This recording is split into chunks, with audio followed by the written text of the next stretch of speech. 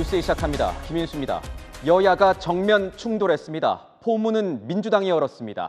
첫 검사 탄핵 청문회에서 전현희 의원이 김건희 여사를 향해서 살인자라고 발언했습니다. 김 여사의 명품백 의혹을 담당했던 권익위 간부의 사망이 김 여사 때문이라고 주장한 겁니다.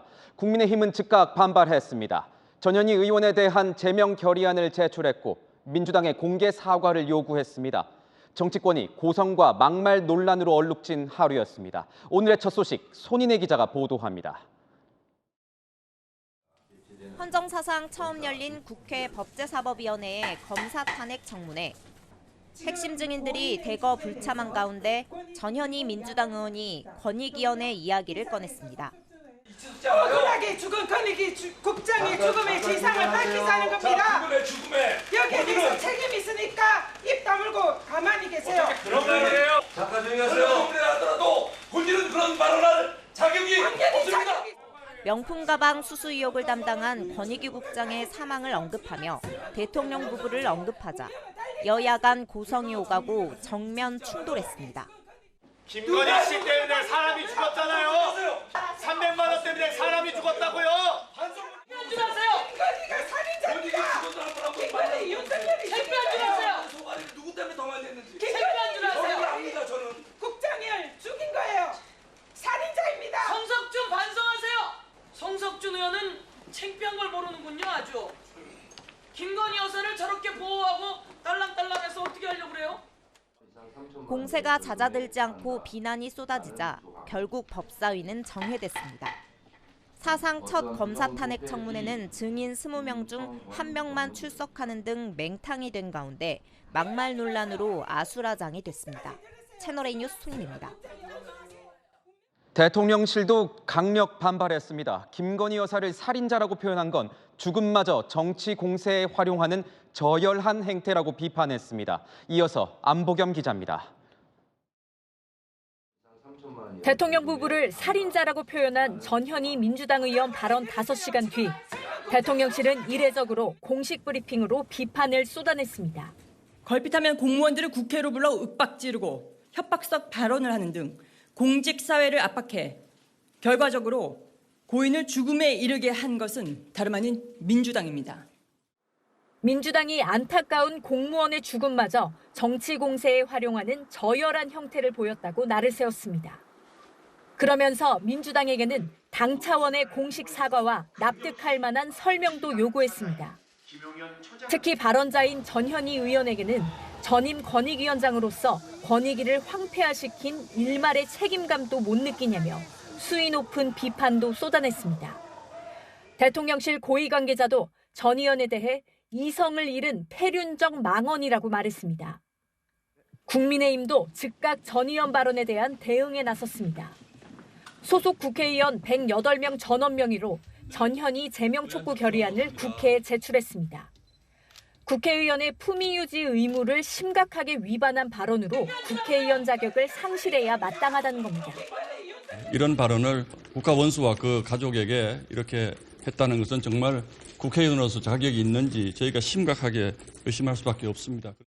전 의원은 여당의 제명 촉구 결의안 제출에 대해 국민의힘이 김건희를 지키기 위해 전현희를 죽이겠다고 나섰다라는 입장을 밝혔습니다. 채널A 뉴스 안보겸입니다. 대통령실은 공수처에 대한 비판도 쏟아냈습니다. 최상병 사건 외압 의혹을 수사 중인 공수처가 윤석열 대통령의 통신 내역을 확보한 걸 문제 삼은 겁니다. 대통령실은 의도적 유출이라면 중범죄라고 지적했는데 공수처는 반응을 내지 않고 있습니다. 홍지은 기자의 보도입니다. 최상병 순직 외압 의혹을 수사 중인 고위공직자 범죄수사처가 윤석열 대통령의 통신 기록을 확보했다는 보도와 관련해 대통령실이 이틀 만에 입장을 밝혔습니다. 대통령실 관계자는 1년간 아무런 실체적 진실을 밝혀내지 못한 공수처가 현직 대통령 통신 기록마저 들여다본 것이라고 규정했습니다. 경찰이 임성근 전 해병대 1사단장 직권남용 혐의가 인정되지 않는다고 결론 내린 점 등을 근거로 야당이 주장해온 외압의 실체는 전혀 존재하지 않는 사실이 나오고 있다고도 했습니다. 그러면서 더 큰 문제는 공수처 수사 기밀이 실시간으로 언론에 어떻게 유출되고 있는지가 의문이라고 지적했습니다. 의도적으로 흘렸다면 공무상 기밀 누설죄이자 피의사실 공표에 해당하는 중범죄로 관련자들은 책임져야 한다고도 밝혔습니다. 과연 무슨 근거를 갖고 통신조회에 나섰는지 제가 알 수는 없습니다만은 자칫 공수처가 또 다른 정치 기관화되는 그런 수사 진행 과정이 되지 않기를 바랍니다. 공수처는 대통령실의 지적과 관련해 특별한 입장이 없다고 밝혔습니다. 채널A 뉴스 홍지은입니다. 경랑에 빠진 건 정치권뿐만이 아닙니다. 하루 앞으로 다가온 광복절, 결국 두 동강 났습니다. 독립기념관장을 둘러싼 논란이 풀리지 못하면서 여야가 각각 따로 반쪽 기념식을 하게 됐습니다. 거대한 음모론을 주장하고 있는 광복 회장에 대해서 여권은 음모론이라고 맞받았습니다. 이솔 기자가 보도합니다. 내일 열리는 79번째 광복절 경축식은 결국 초유의 반쪽 광복절이 불가피해 보입니다. 김영석 독립기념관장 인사로 불거진 정부와 광복회의 갈등이 접점을 찾지 못한 겁니다. 여당은 오늘 의원들에게 내일 정부 주최 경축식에 꼭 참석하라는 독려 메시지를 보냈습니다.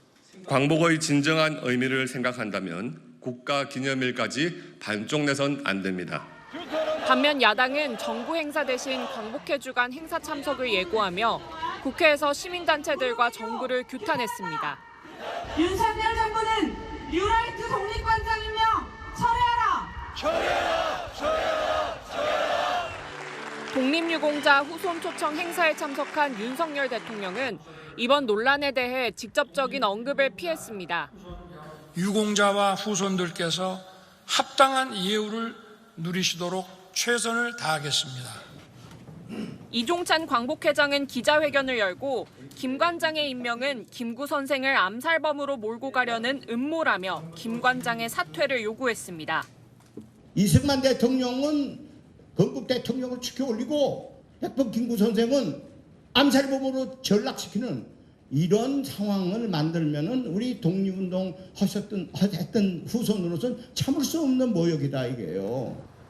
특히 광복회 관계자는 법적으로 독립기념관 이사회가 외부 심사위원을 정하게 돼 있는데 국가보훈부가 명단을 가져와 보훈부 장관의 몫이라며 심사위원 2명을 지정했다고 주장했습니다. 이에 대해 보훈부는 광복회 측의 주장이 사실이 아니라고 해명했습니다. 채널A 뉴스 이솔입니다. 배드민턴 국가대표 안세영 선수 관련 단독 보도로 이어갑니다. 안세영 선수가 협회에 대한 폭탄 발언을 하게 된 계기를 어느 정도 유추해 볼 수 있는 문건, 저희 취재진이 입수했습니다. 안세영 선수 측은 올해 초 협회에 모두 7가지 요구사항을 전달한 것으로 확인됐습니다. 특히 선수촌에서 선배들 대신 청소와 빨래 같은 굳은 일을 했다면서 이를 개선해달라고 요청했습니다. 김유빈 기자의 단독 보도입니다. 지난 2월 안세영 선수 부모가 배드민턴협회 관계자들을 면담하며 요청한 7가지 요구사항입니다. 우선 눈에 띄는 건 대표팀 선수촌 내 생활 개선 요구입니다. 청소와 빨래 등 불건전한 생활 문화를 문제 삼고 있습니다.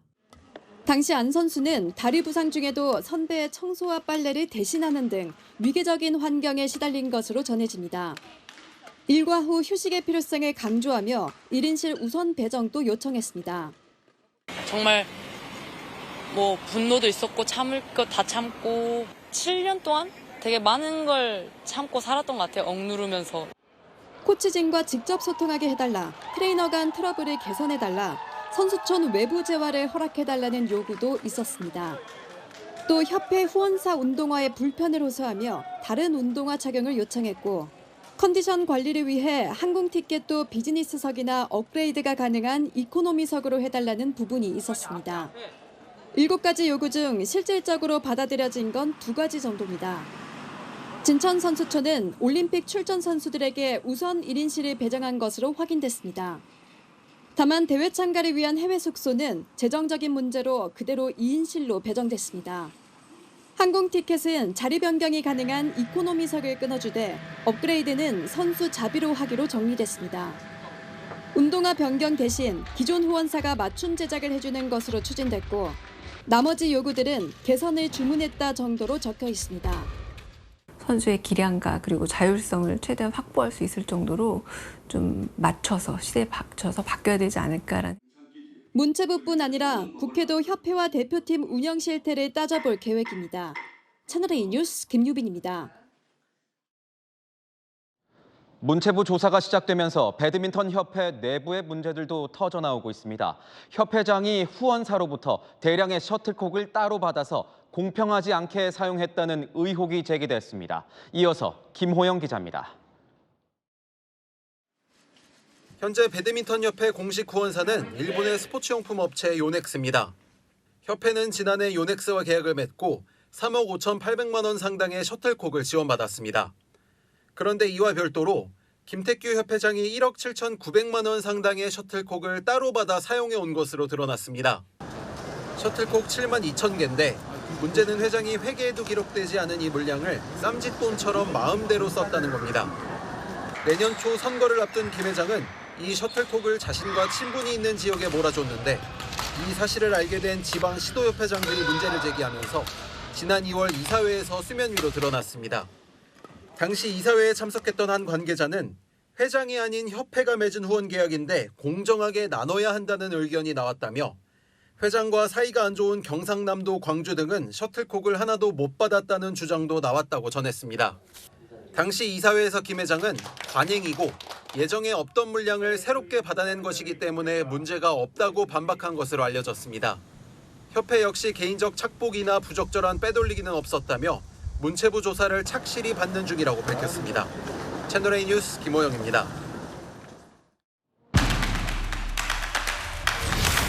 네, 장치혁 선임 기자와 함께 배드민턴계 이야기 좀 더 이어가 보겠습니다. 자, 장 기자.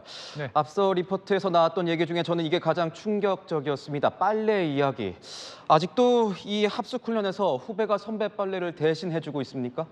네, 저희가 배드민턴 협회 쪽에 확인을 해보니까 대표팀의 이런 악습이 전체적으로 퍼져 있는 건 아니지만 일부 남아있는 건 맞다고 인정을 했습니다. 안세영 선수는 빨래나 청소 외에도 스트링이란 얘기도 거론을 했는데요. 배드민턴이 라켓 종목이다 보니까 라켓의 줄을 수시로 교체하거나 조정을 해야 되는데요. 이런 일도 후배들이 대신 한 적이 있다는 주장인 겁니다. 안세영 선수는 국제대회 기간 중 1인실을 쓰게 해달라고도 요구했었는데요. 선배와 함께 2인실을 쓰다 보니까 이런 일이 발생한다는 이야기였습니다. 협회에서는 비용 때문에 대회 중엔 불가능하지만 선수촌에서는 올림픽 출전 선수를 우선적으로 1인실을 쓸 수 있도록 조치했습니다. 합숙 생활의 악습이 일부라도 남아있는 것 자체가 협회의 관리 부실이라고 할 수가 있겠고요. 이 사실을 모르고 있었다는 것도 이해가 안 되는 대목입니다. 안세영 선수의 7가지 요구 조건에는 이 다른 운동화를 신게 해달라 이런 부분도 있지 않았습니까? 네, 흔히들 배드민턴은 손이 아니라 발로 하는 스포츠라고도 얘기를 하는데요. 한 점을 얻기 위해서 코트 구석구석을 뛰어다녀야 합니다. 넘어지면서 공격을 받아낼 만큼 급격한 동작도 많은데요. 그만큼 무릎이나 발목 쪽에 부상이 많이 올 수밖에 없습니다. 안세영 선수는 지난해 아시안 게임이 끝나고 협회 후원사의 운동화가 불편하니까 다른 운동화를 신을 수 있게 해달라고 요청을 했는데 결국 뜻을 이루지는 못했습니다. 안세영 선수가 다른 회사의 신발을 신게 되면 계약 위반 책임을 협회가 져야 하기 때문인데요. 다른 것도 아니고 선수의 경기력과 직결되는 문제에 융통성을 발휘할 수 없게 만든 협회의 운영 방식에 문제가 있다는 지적도 나오고 있습니다. 저는 이 부분도 눈길이 갔습니다. 안세영 선수의 인터뷰를 보면은 코칭 스텝과 이 의사소통이 안 됐다 이런 부분이 있던데 이건 어떤 내용입니까? 네. 답답했다 이런 내용이 있더라고요. 그렇습니다. 안세영 선수가 7가지 요구한 것 중에 제일 먼저 나오는 대목이 바로 이 부분인데요. 담당 코치가 아니라 트레이너를 통해서 코칭 스태프와 의사소통을 했다고 주장한 건데요. 무슨 얘기냐 하면 배드민턴 대표팀엔 감독 1명에 6명의 한국인 코치 그리고 1명의 인도네시아인 코치 4명의 트레이너가 있습니다. 그런데 이 많은 코칭 스태프 중에서 의사소통을 한 건 트레이너 1명 그리고 인도네시아인 코치 1명 정도밖에 없었다는 겁니다. 이래서는 선수의 의견이 대표팀 수뇌부에 잘 전달되기가 쉽지 않은 거죠. 갈수록 열린 조직을 강조하는 요즘 시대에 젊은 선수들이 답답해할 수밖에 없는 구조가 되겠습니다. 앞서 후원사의 셔틀콕 뒷거래 의혹까지 나왔는데 이런 후원금을 제대로 썼더라면 이 앞서 제기한 많은 문제들이 해결됐을 것도 같습니다. 어떻습니까? 네, 이른바 뒷거래로 여겨지는 후원 물품을 회장이 임의로 사용한 것 아니냐는 주장까지 나오고 있는데요.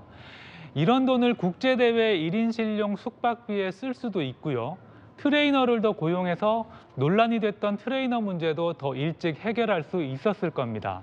안세영 선수의 또 다른 요구였던 선수들의 보상 체계를 정비할 수도 있었을 겁니다. 대표팀이 아니라 유소년 선수 발굴에 더 투자할 수도 있었겠죠. 배드민턴협회는 이번 안세영 사태를 맞아서 특정 선수가 아니라 한국 배드민턴 전체를 위해 일해왔다고 주장을 하고 있는데요. 이 주장이 힘이 실리려면 이번 의혹부터 잘 해명을 해야 할 것 같습니다. 네, 지금까지 아는 기자였습니다. 네, 100kg에 달하는 쇳덩이가 출근길 버스 정류장 앞에 떨어졌습니다. 쇳덩이의 정체는 크레인에 달린 연결고리였는데요. 근처 아파트 공사 현장에서 떨어진 거였습니다. 김대욱 기자입니다. 광주의 한 신축 아파트 건설 현장. 하늘에서 커다란 쇳덩이가 도로에 떨어집니다. 승용차는 가까스로 멈추고 버스 정류장에 있던 시민들이 놀라 다급히 자리를 피합니다. 공사장에서 작업자들이 뛰쳐나옵니다. 떨어진 쇳덩이는 무게가 100kg 이상 나가는 크레인 연결고리였습니다. 저쪽 이로 갈 때 아주 샥 하더니 떨어진 소리가 들었더라고요. 사고가 난 건 어제 오전 8시 45분쯤. 50여 미터 높이에 있던 고리가 떨어지면서 도로엔 깊게 패인 흔적이 남았습니다. 부서진 도로 파편을 맞은 50대 여성과 충격에 놀란 시민 2명이 병원에 옮겨졌습니다. 사람들이 몰리는 출근 시간이어서 자칫 쇳덩이가 버스 정류장이나 승용차 위에 떨어졌다면 큰 피해로 이어질 뻔했습니다.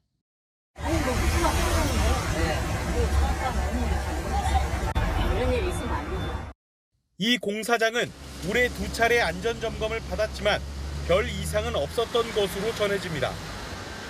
관할 구청은 크레인을 해체하던 중 연결고리가 떨어진 것으로 보고 있습니다.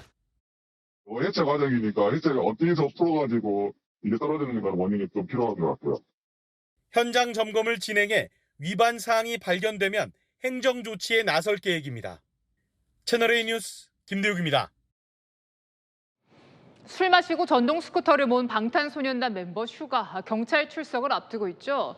앞서 슈가 측은 주차하려다 넘어진 거라고 설명했는데요. 당시 영상을 보면 설명과 다릅니다. 인도를 달리다 넘어지는 모습이 담겼습니다. 이기상 기자입니다. BTS 슈가가 전동 스쿠터를 타고 이동합니다. 스쿠터가 달리는 곳은 차도가 아닌 인도. 인도로 차량 진입을 막는 말뚝 사이로 빠져나오는가 싶더니 방향을 틀다가 중심을 잃고 쓰러집니다. 일어나려는 슈가 옆으로 근처에서 순찰 중인 경찰관들이 다가옵니다. 술 냄새가 나자 음주 측정을 했고 슈가의 혈중 알코올 농도는 0.227%, 면허 취소 수준의 만취 상태였습니다. 슈가가 스쿠터를 몰다 넘어진 장소입니다. 슈가 소속사는 주차를 하다가 넘어졌다고 해명했었지만 실제로는 아파트 입구에서 수십 미터 떨어진 길거리에서 넘어졌습니다. 도로교통법상 전동 스쿠터로 인도 주행을 하면 범칙금을 내야 합니다. 형사적인 처벌은 음주운전으로 가야 되는 게 맞고 인도 주행을 했었던 범칙금 처분은 별도로. 슈가의 당일 행적도 추가로 드러났습니다. 밤 9시쯤 한나무거리 근처 식당에서 술과 함께 식사한 뒤 인근 자신의 작업실로 이동해 추가로 술을 마셨습니다. 이후 작업실에 있던 스쿠터를 타고 귀가하려 한 겁니다. 경찰은 슈가를 불러 음주운전 경위 등을 조사할 예정입니다. 채널A 뉴스 이기상입니다. 3천여 명을 태우고 제주항에 머물던 대형 크루즈에서 불이 나서 승객들이 대피하는 소동이 빚어졌습니다. 스프링클러가 작동해서 불은 꺼졌지만 자칫 대형 사고로 번질 뻔했습니다. 배영진 기자입니다. 대형 크루즈에서 승객들이 줄지어 내립니다. 소방대원들도 현장에 도착해 상황 파악에 나섭니다. 오늘 오전 8시 40분쯤 제주항 8부두에 정박한 8만 5천 크루즈 메디테라니아호에서 불이 났습니다. 지상 8층, 지하 3층의 크루즈 선으로 지하 3층에 있는 기관실에서 불이 시작된 것으로 파악됐습니다. 내부 스프링클러가 작동하면서 불은 크게 번지지 않았습니다. 불은 자체 진화로 됐습니다. 기관실 내부로 보시면 되고요. 이 화재로 33명이 연기를 흡입해 치료를 받았으며 승객들도 배에서 내려 대피했습니다. 크루즈에는 승객 2,400여 명을 비롯해 선원 등 모두 3,100명 넘게 타고 있었습니다. 추가 화재 가능성 등을 파악하기 위해 소방과 해경은 크루즈 내부 점검을 실시했습니다. 선체 내부에 찼던 연기를 빼내는 데만 3시간가량 걸렸습니다. 이 크루즈는 중국 텐진에서 출발해 오늘 오전 8시 제주에 입항했습니다. 오늘 오후 4시 일본 후쿠오카로 출항할 예정이었습니다. 기관실 수리와 화재 원인 조사 등으로 출항은 연기된 상태입니다. 채널A 뉴스 배영진입니다. 유네스코 세계문화유산인 설릉이 훼손됐습니다. 오늘 새벽 누군가 침입해서 봉분 흙을 파내가면서 주먹만한 구멍이 생겼는데요. 경찰이 용의자 추적에 나섰습니다. 배준석 기자입니다. 조선의 9대 임금 성종과 정현왕후가 잠든 선릉입니다. 사적 199호로 유네스코 세계문화유산입니다. 그런데 봉분에 다가가자 아래쪽에 무언가로 도려낸 듯 구멍이 뚫려 있습니다. 지름이 10cm쯤 되는 구멍으로 주먹 하나가 들어갈 정도입니다. 누군가 모종삽 같은 도구로 봉분 흙을 파서 가져간 겁니다. 설릉 봉분이 훼손된 건 오늘 새벽 2시 23분쯤. 한 여성이 설릉 안쪽으로 침입하는 모습을 CCTV에서 확인하고 관리사무소 관계자가 급히 봉분으로 출동했지만 이미 여성은 달아나 사라진 뒤였습니다. 관리사무소 측은 오늘 오전 경찰에 침입자가 설릉 봉분을 훼손했다고 신고했습니다. 용의자는 이 담장과 철제 울타리 틈 사이로 몰래 침입했습니다. 국가유산청 국능유적본부는 앞으로 왕릉 외곽 순찰을 강화하겠다고 밝혔습니다. 경찰은 CCTV에 담긴 인상착의를 분석해 봉분을 훼손한 여성의 행방을 추적 중입니다. 채널A 뉴스 배준석입니다. 60대 여성이 모는 전기차가 카페 건물로 돌진해서 카페 손님과 운전자 등 10여 명이 다쳤습니다. 오늘 오후 경기 용인에서 벌어진 일인데요. 운전자는 후진 주차하려다가 사고가 났다고 진술했지만 경찰은 운전 부주의를 따져보고 있습니다. 배두헌 기자입니다. 승용차 앞부분이 바닥에 내리 꽂혀 있습니다. 덮개는 튀어 올라왔고 문도 활짝 열려 있습니다. 오늘 오후 3시 10분쯤 경기 용인시 카페 건물로 차량이 돌진했다는 신고가 들어왔습니다. 60대 여성 운전자가 몰던 전기차가 갑자기 속도를 높여 카페 1층을 뚫고 나와 반대편 뒷마당에 추락한 겁니다. 주차를 하겠다고 들어오다가 그냥 밀고 들어와서 난간 부시고 들어와가지고 포켓스 터지는 소리처럼 그냥 빵 소리가 나더라고요. 연기가 쭉 하면서. 이 사고로 운전자와 카페에 있던 손님 등 11명이 다쳤습니다. 3명은 중상을 입고 병원으로 옮겨졌지만 다행히 생명에는 지장이 없는 걸로 전해집니다. 사고 당시 운전자는 음주 상태는 아니었던 것으로 조사됐습니다. 운전자는 주차를 하려고 후진하려 했는데 차가 앞으로 나가버렸다는 취지로 경찰에 진술한 걸로 알려졌습니다. 경찰은 운전 부주의로 사고가 났을 가능성이 높다고 보고 정확한 사고 경위를 조사하고 있습니다. 채널A 뉴스 배두원입니다. 네, 더위를 피해서 물놀이 즐기는 것도 좋지만 사고 예방에 각별히 신경 써야겠습니다. 파도에 휩쓸려서 실종되거나 숨지는 일 잇따르고 있습니다. 강경모 기자입니다. 칠흑같이 어두운 밤, 해경대원이 탐조등을 켜고 바다를 꼼꼼히 살펴봅니다. 해상에선 연안구조종이 조명을 비추며 곳곳을 수색합니다. 뭐가 불이 반짝반짝하는 거예요. 구급대원들 엄청 많으시고 사람들이 막 몰려있더라고요. 그젯밤 11시 반쯤 50대 여성이 물에 빠졌다는 신고를 받고 출동한 해경과 소방구조대가 수색하는 모습입니다. 7시간 넘는 수색 끝에 여성은 숨진 채 발견됐습니다. 제주에서도 20대 관광객 6명이 파도에 휩쓸려 이 중 1명이 심정지 상태로 병원에 이송됐습니다. 물놀이를 하다 갯바위에 고립된 20대 여성 2명이 구조되는 일도 벌어졌습니다. 이곳에서 물놀이를 하던 여성들은 높은 파도에 휩쓸려 300m 넘게 떨어진 갯바위까지 밀려나갔습니다. 물놀이 사고가 속출하자 해수욕장에선 피서객들 안전을 당부하는 안내방송을 부쩍 늘렸습니다. 빨간색 부표가 있는 안전선 밖은 수심이 깊어 위험한 지역입니다. 최근 5년간 여름철 물놀이 사고로 122명이 숨졌습니다. 이 중 절반이 8월에 발생했습니다. 구명조끼는 바다에서 안전벨트 역할을 합니다. 꼭 착용하고 물놀이를 하여 주시기 바랍니다. 해경은 갑자기 높은 파도가 칠 수 있는 만큼 날씨 예보도 잘 확인해달라고 당부했습니다. 채널A 뉴스 강경로입니다. 최근 사용자의 쿠팡 계정에 보안 문제가 생겼다는 메일을 받으셨다면 바로 삭제하시는 게 좋겠습니다. 사용자 인증을 하라며 순식간에 돈을 빼가는 신종 피싱 수법인데요. 송정현 기자가 자세히 전해드립니다. 쿠팡 이용자 30대 여성 김모 씨가 어제 받은 이메일입니다. 쿠팡 로고가 들어간 메일에는 김 씨 계정에 비정상적 활동이 감지됐다며 재인증을 받으라고 적혀 있었습니다. 당연히 쿠팡에서 보냈다고 믿었다는 김 씨. 주소를 확인해가면서 보지는 않는 편이라서 이미지만 봤을 때 의심의 여지가 사실 없었어요. 이메일 링크를 눌러 인증 페이지로 접속해 이메일과 비밀번호를 입력하자 휴대전화와 신용카드 번호를 입력하라고 했고 정보를 입력한 지 3분도 안 돼 간편 결제가 승인됐다는 알림이 잇따라 울렸습니다. 10,000원이 출금이 되고 그래서 이상하다 이러고 있었는데 어느 순간에 마이너스 80,000원이 돼버렸어요. 피싱범들이 개인정보로 인터넷 사이트에서 사용 가능한 포인트를 사들인 겁니다. 은행에 지급 정지를 요청한 뒤에야 결제는 멈췄습니다. SNS에도 이런 이메일을 받았다는 글이 올라오고 있습니다. 발신된 피싱 메일 주소를 보면 진짜 쿠팡 메일과 완전히 다릅니다. 쿠팡 측은 자신들은 이메일이나 전화로 인터넷 링크 접속을 유도하지 않는다며 절대 클릭하지 말라고 당부했습니다. 채널A 뉴스 송정현입니다.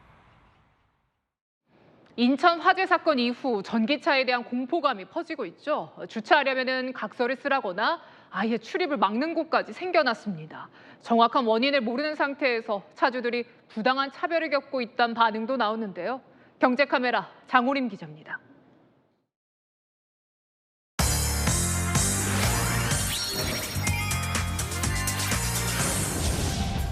효율적인 연비와 유지비에 4개월 전 전기차를 구매한 직장인 A씨. 인천 청라 아파트 화재 건으로 충전 따로, 주차 따로 신세가 됐습니다. 지하 3층하고 지하 4층에만 충전하는 곳이 있습니다. 지상으로 안전을 위해서 주차 이동을 좀 해달라는 차가 없는 쪽으로 가서 주차를 하려고 하는 편입니다. 전기차 주차를 둘러싼 입주민 간의 갈등이 커지면서 경기도의 한 아파트 단지에는 각서까지 등장했습니다.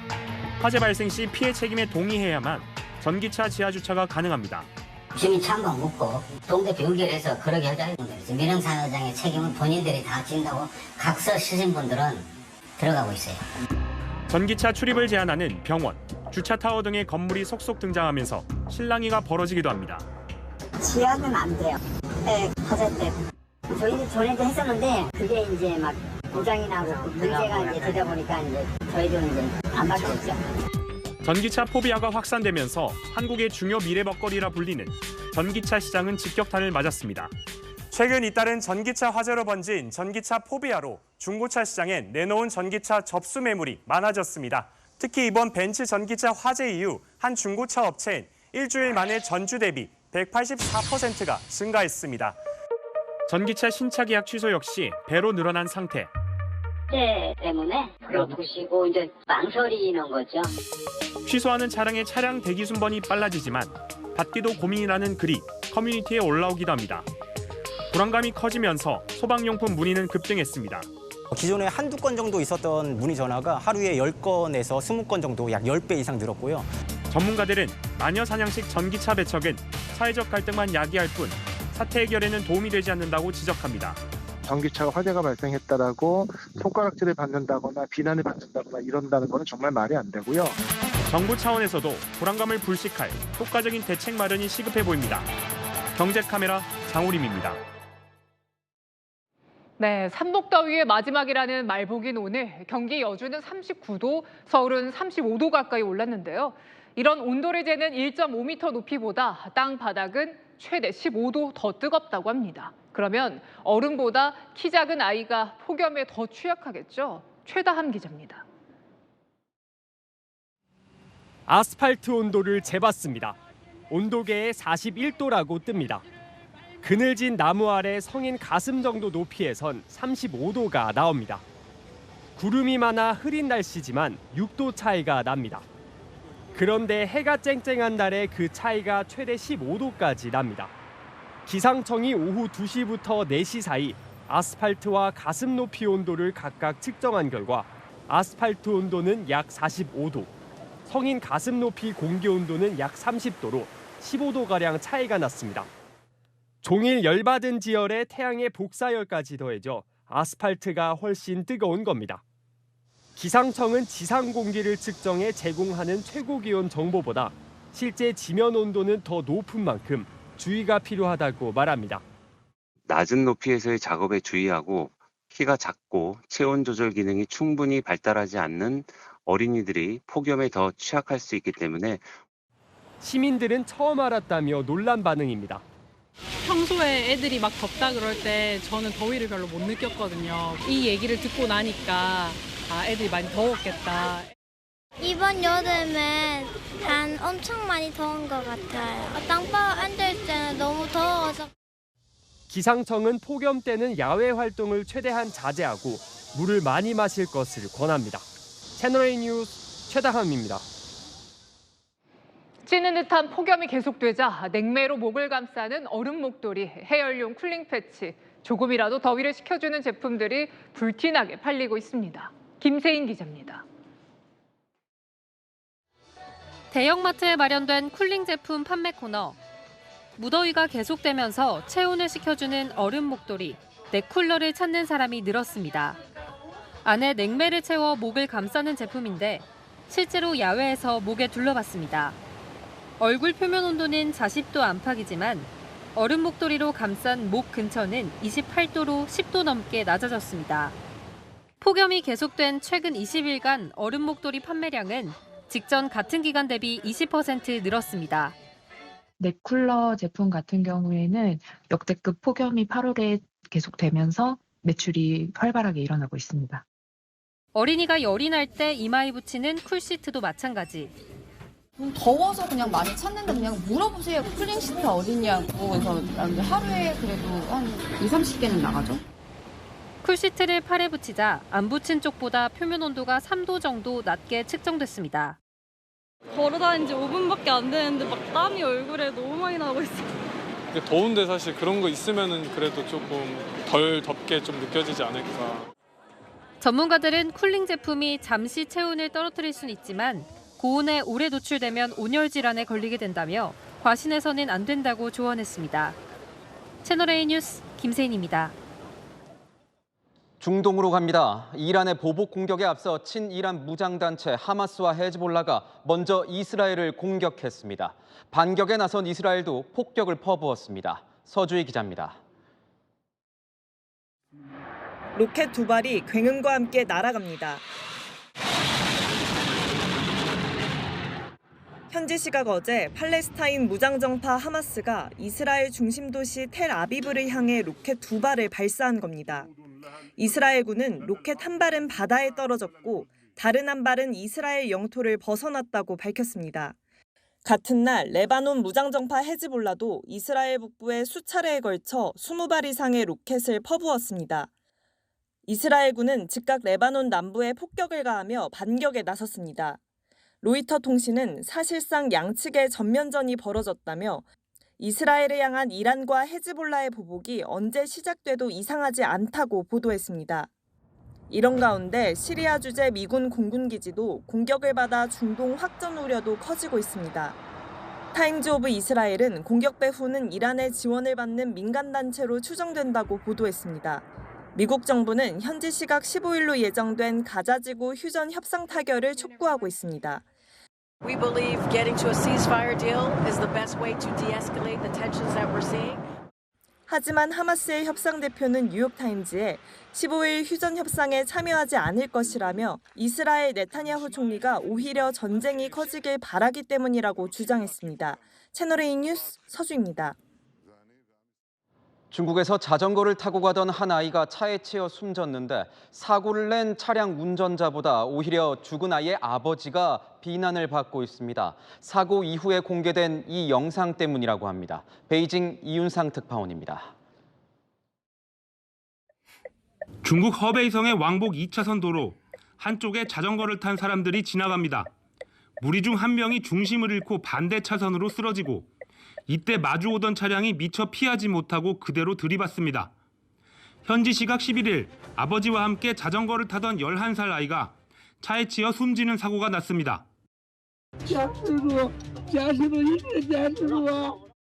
함께 자전거를 타던 일행은 사고 차량 운전자를 붙잡고 고성을 지릅니다.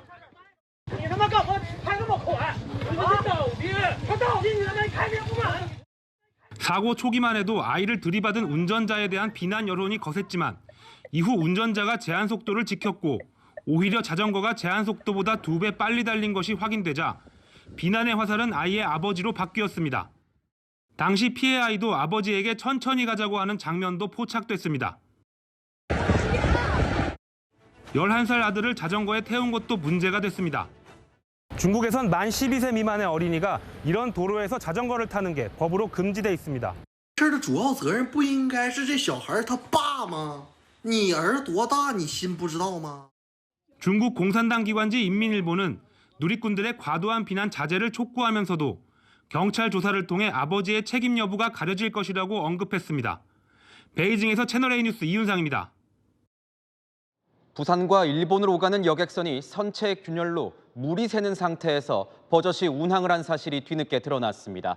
3달 넘게 은폐했는데 그 사이 무려 5만 명의 승객이 위험한 항해를 했습니다. 정다은 기자입니다.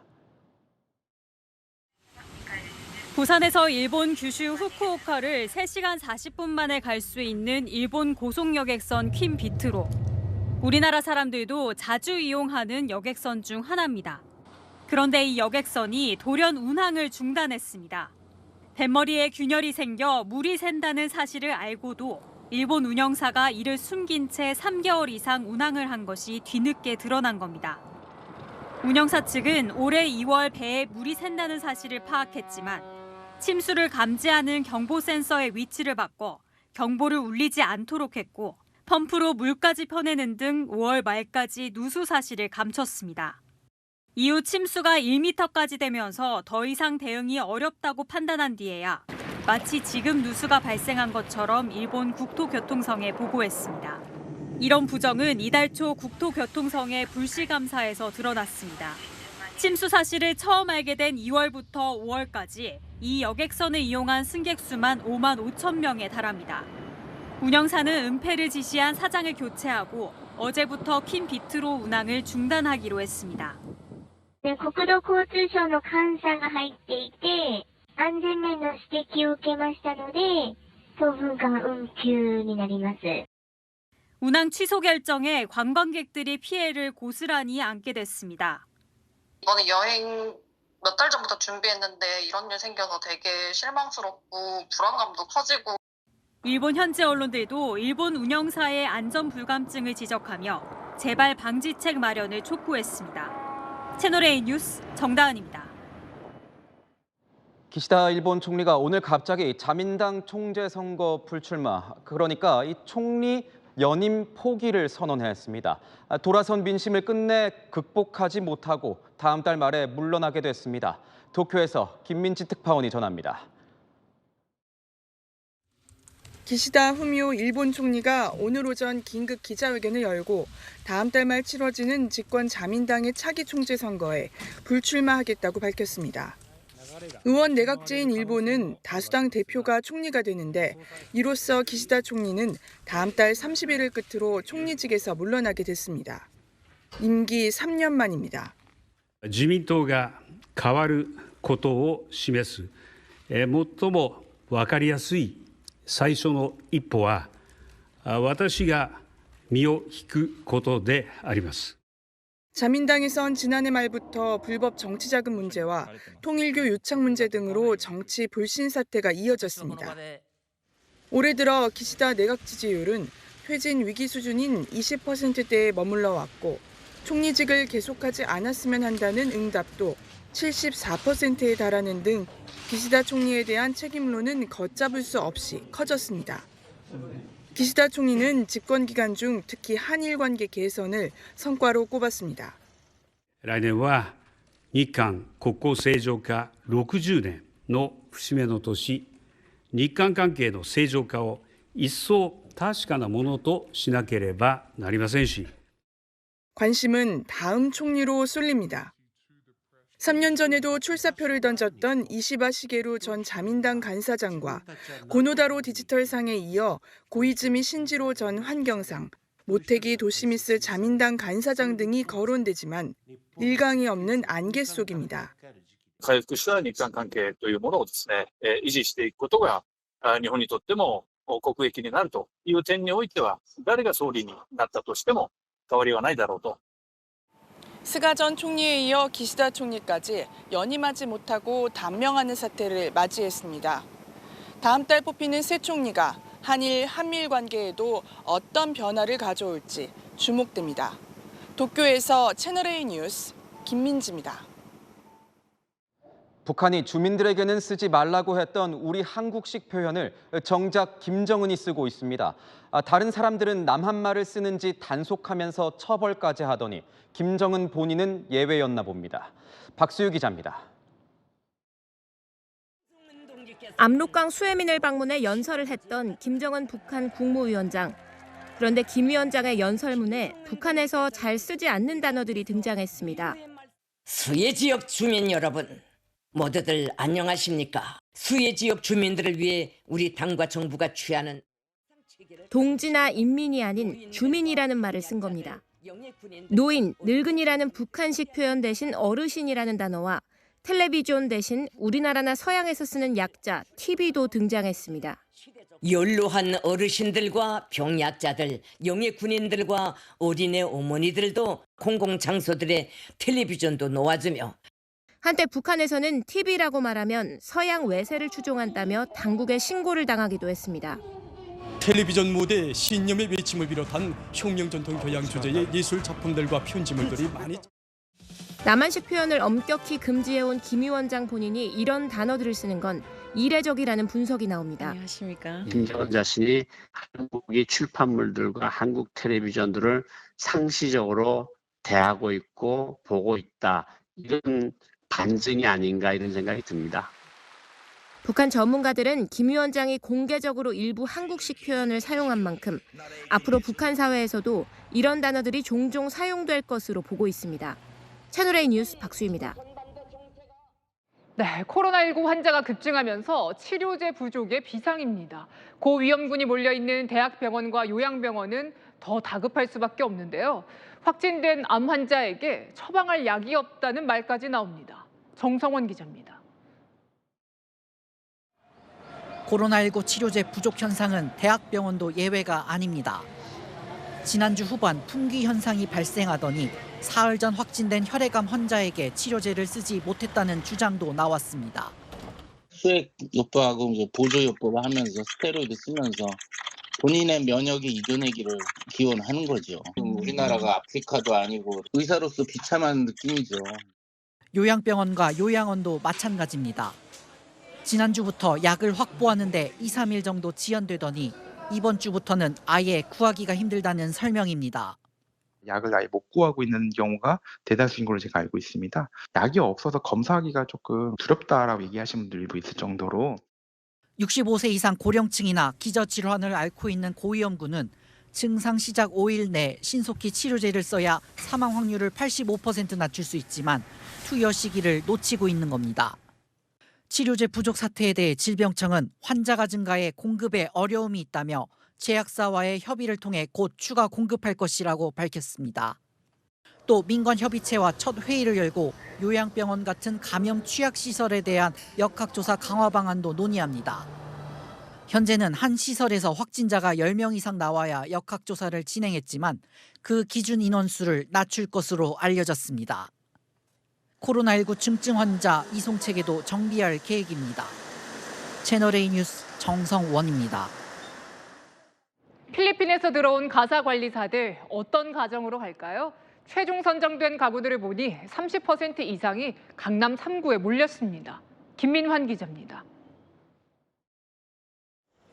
5대 1의 경쟁률을 뚫은 서울 시내 157개 가정에 다음 달부터 필리핀 가사 관리사가 배치됩니다. 안녕하세요.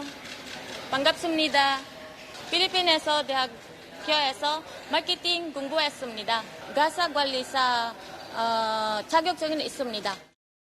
선정된 가정은 맞벌이하는 다자녀 가구가 60%로 가장 많았고 한 자녀 가정과 임신부 가정이 뒤를 이었습니다. 하루 8시간 계약하면 한 달 급여는 238만 원. 최저임금이 적용되며 고비용 논란도 일었는데 상대적으로 소득 수준이 높은 강남 3구 신청자가 전체의 43%를 차지했습니다. 신청자가 많다 보니 강남 3구 매칭률도 33%로 다른 지역보다 높았습니다. 업무 범위를 놓고 혼선이 빚어질 거란 우려에 서울시는 선을 긋습니다.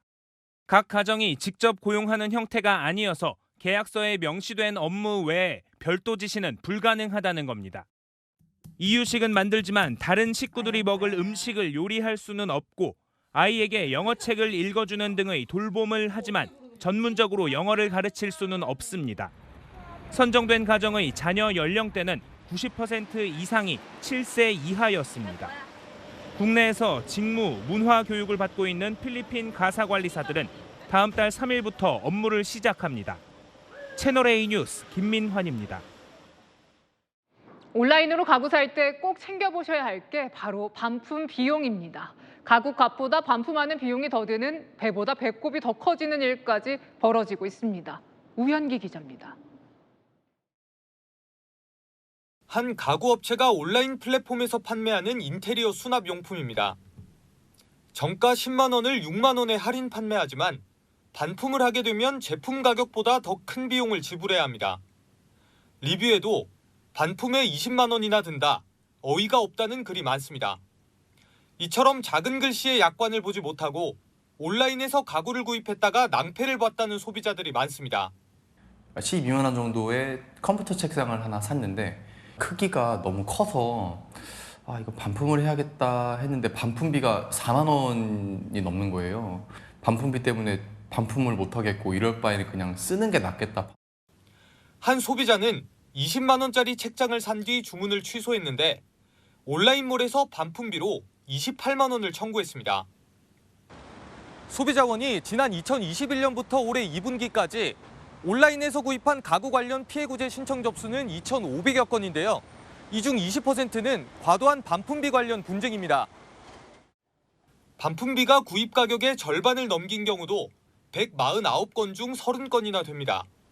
소비자원은 제품 구입 전 규격과 배송 비용, 반품 요건 등을 꼼꼼히 확인하라고 주의를 당부했습니다. 채널A 뉴스 우현기입니다.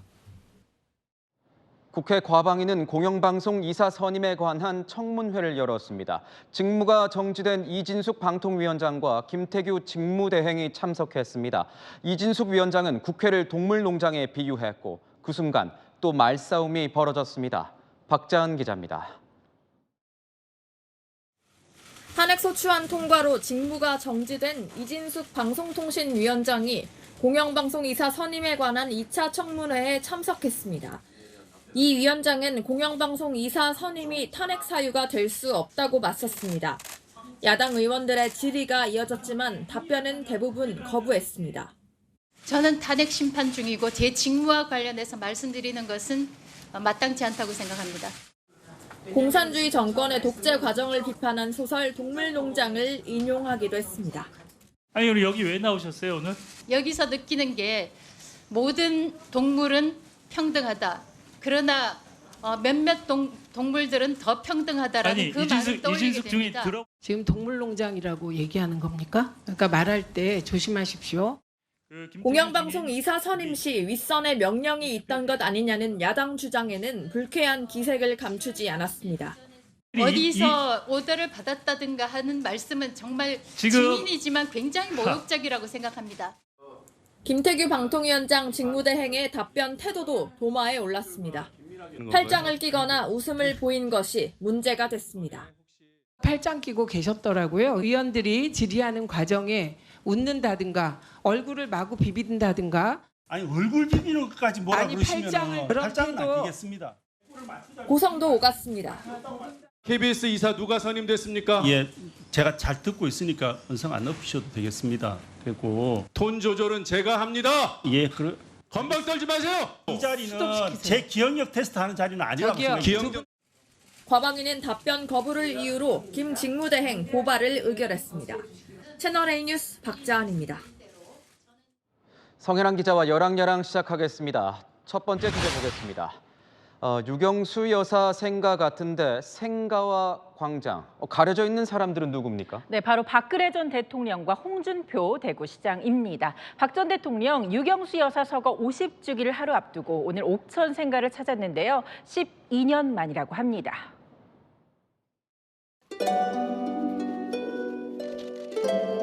옛날에 여기 왔었던 생각이 많이 납니다. 부모님하고 같이.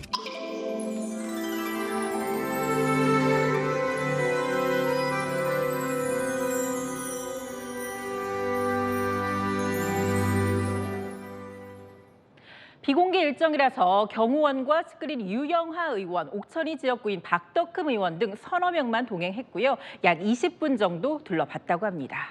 그럼 지난해 유경수 여사 기일은 어떻게 보낸 겁니까? 네, 지난해에는 아버지 박정희 전 대통령의 생가를 찾아서 추모했습니다. 오늘이 어머니 49주기 기일입니다. 그런 날이기도 하고 아버지 생가 방문한 지도 좀 오래돼서 일찍 방문하려고 했는데 좀 사정이 있어갖고 늦어졌어요. 그럼 아까 그 광장은 뭡니까? 홍준표 대구시장도 나왔는데. 네, 홍준표 시장이 이 동대구역 광장의 이름을 박정희 광장으로 바꿨습니다. 고 박 전 대통령 친필 서체가 새겨진 5m 높이의 표지판까지 세웠고요. 하지만 시민단체의 반발도 만만치 않은데요. 홍 시장 이런 반응 내놨습니다. 산업화의 출발 도시인 대구에서 박정희 대통령을 기념하는 것은 지극히 당연한 일이라고 생각합니다. 다음 주제 보겠습니다.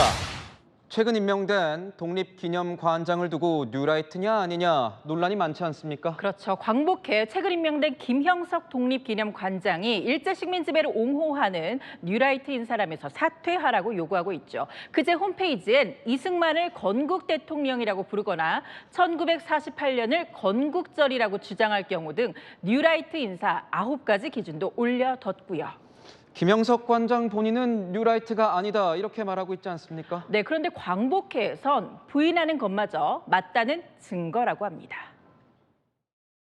김형석이란 분은 뉴라이트 운동에 관여했던 사실이 전혀 없습니다. 뉴라이트 하는 사람이 자기가 뉴라이트라고 시인한 사람은 제가 못 봤습니다. 그럼 이 뉴라이트에 대한 기준 어떻게 봐야 합니까? 충돌하는 지점 한번 들어보시죠. 1919년에 독립을 해서 건국을 했으면 일제강점기가 9년이에요? 1945년보다는 1948년이 더 건국한 것이라고 영광이 있는 날이라고 그게 바로 뉴라이트에 가장 가까운 말입니다. 하지만 건국절을 둘러싼 논란, 이번에 처음 나온 게 아니죠. 광복절을 코앞에 두고 똑같이 되풀이되는 이념 논쟁에 정작 국민들은 사상 초유의 둘로 쪼개진 경축식으로 광복절을 제대로 즐기지 못하게 됐습니다. 다음 주제 보겠습니다. 한동훈 대표와 이 조정훈 총선백서위원장인데 최악의 스포일러, 이거 무슨 스포일러입니까? 네, 말도 많고 탈도 많았던 국민의힘 총선백서가 오늘 초안 마무리됐다고 합니다. 최대 관심사는 바로 당시 비대위원장이었던 한동훈 대표 책임론 내용이죠. 스포일러 중에 최악의 스포일러가 될 수 있을 것 같아서 보시면 될 것 같습니다. 네, 최악의 스포일러 보시면 안다. 뭔가 이 의미가 심장한데 논란이 됐던 김건희 여사 문자 무시 논란도 들어가 있습니까? 네, 조 위원장이 적절한 분량 할애했다고만 했는데요. 백서 자체가 패배 원인을 담는 거잖아요. 누구의 책임론이 더 많이 담겼을까가 관건이죠. 이재명 조국 심판론, 즉 2조 심판론이 부적절했다는 한 대표 책임론도 일부 있고요. 이종섭 전 장관 논란 등 용산 책임론도 일부 있다고 합니다. 이제 최고위에서 의결만 하면 이 내용 볼 수 있는 겁니까? 그런데 총선 때 한동훈 대표가 비대위원장이었고 장동혁 최고위원이 사무총장이었죠. 그래서 최고위 단계에서 내용이 바뀔지도 관심인데요. 친윤계의 한 의원, 전임 지도부가 결정해서 조사한 만큼 지도부가 그대로 추인해야 한다 이렇게 하더라고요. 300쪽 속에 담긴 총선 패배의 책임 어느 쪽에 기우느냐에 따라서 또다시 유난 갈등의 씨앗이 될 수 있다는 분석 나옵니다. 네, 지금까지 여랑야랑이었습니다. 네, 유네스코 세계 자연유산인 제주 용천 동굴입니다. 용암과 석회 생성물이 어우러진 희귀 동굴인데요. 동굴 안 거대한 호수에는 통일신라 흔적들까지 보존돼 있습니다. 그 절경을 신선미 기자가 전합니다. 몽글몽글한 종유석, 얼룩무늬처럼 펼쳐진 동굴 통로가 이색적입니다. 세계에서 가장 아름다운 용암 동굴로 꼽히는 제주 용천 동굴입니다. 웅장한 용암과 황금빛 석회 생성물이 어우러져 흔히 볼 수 없는 경관이 3.4km에 걸쳐 이어집니다. 용천 동굴 특이한 점이 바로 용암 동굴이지만 석회 동굴의 특징까지 같이 가지고 있다는 점입니다. 전 세계적으로 볼 때 이렇게 큰 규모로 이렇게 보존이 잘 돼 있는 동굴은 이제 용천 동굴이 이제 유일하다고. 동굴 끝부분에 다다르자 물감을 푼 듯 푸른빛의 호수가 나타납니다. 길이 800m, 동굴에 있는 호수로는 세계 최대 규모입니다. 물속에는 제기와 가축의 뼈가 그대로 남아 있습니다.